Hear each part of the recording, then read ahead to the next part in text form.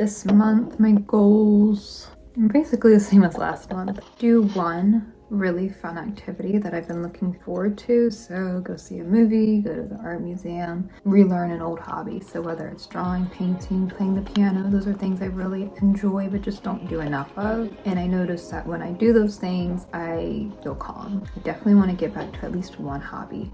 Do one hobby, do it for joy, do it for myself. When I was a kid, I just would go play the piano. I would go, paint if I wanted to, or quit putting it on my to-do list like it's a chore. And if I don't do it, I feel very unproductive. So instead of those negative feelings, we are going to turn them into positive feelings and view them as rewards, but also don't wait to reward myself. Just go ahead and do it. If I find the time and want to, sit down and paint, I'll do it.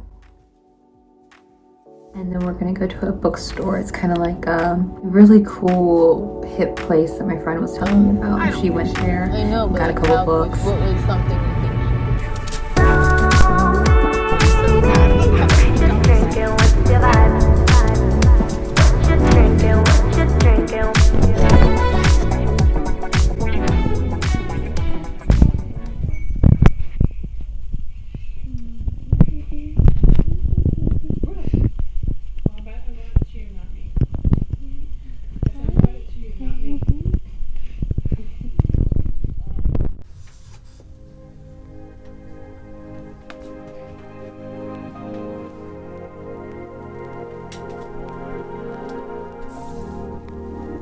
Assuming that's the same one. You're so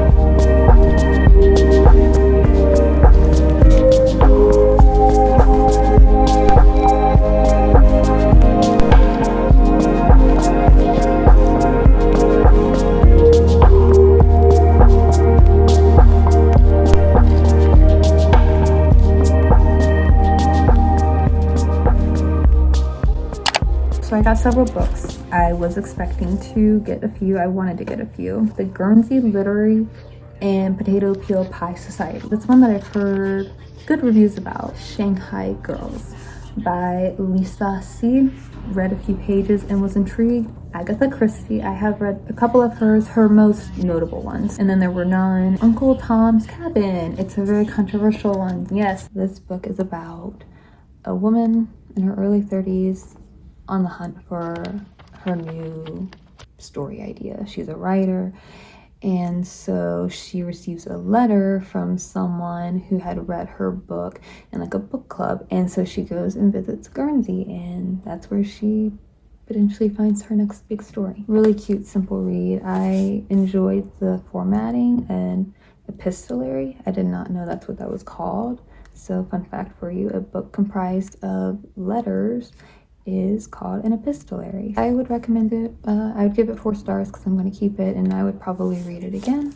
If you like historical fiction, especially simple, easy reads, and then I would highly recommend giving this book a try. Goal is to read like a classic, like one classic and then one fun book per month. That way I think I'll end up reaching my reading goals instead of like what I do right now, and that's read 5 books and rotate them throughout the week, and it's not very efficient. Currently reading Wuthering Heights and Heartless, another Pretty Little Liars novel. I can read them in like a day. They're that addictive and easy to read. I think the book I'm going to read next, Shanghai Girls. This one's about 2 sisters who I believe were like sold off for marriage by their father because he loses some money or something. So not father of the year apparently. I really love the cover. I thought it was so soft and romantic and pink and blushy. I like reading historical fiction that takes place in other countries. That way I learn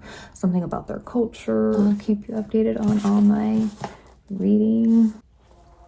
reading progress.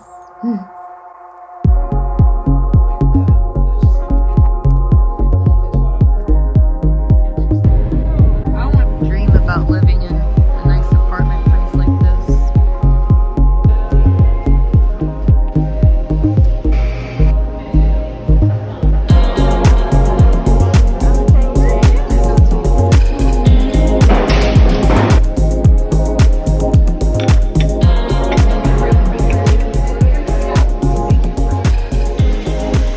Our bugs are only 10 ounces and then the rest is going to be in the swallow.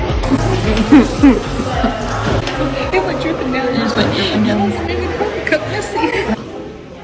It's been a long time since I've gone to the movies, and it's one I've been wanting to see for months now. My honest review of Dracula. So, if I had to give it a rating, What?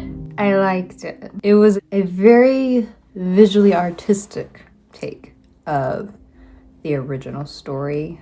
I have not actually read Dracula. The costumes, oh my god, absolutely stunning. One of my favorite things in films and shows is when they travel through time and you can like visually see it through the costumes and just the makeup. I really love like the Victorian Gothic, and it was very gothic, which I loved. I love that vibe. I love the gothic undertones, the dark moody vibes. Old, realistically ugly Dracula was just that. Ugly. The actor who plays Dracula is Texan. He looks European, so that really surprised me. And another fun fact, throughout the whole movie, the medical kid who dies because the one vampire drinks all his blood, not Mandy, what was her name? She was one of my favorite characters. She was like crazy psychotic, loved her. I was thinking, oh my god, where have I seen this kid? Like I have seen this guy somewhere recently, and I have. Stranger Things. He played younger Henry Creel. I don't know if he's French or something because I'm pretty sure this film was in France first.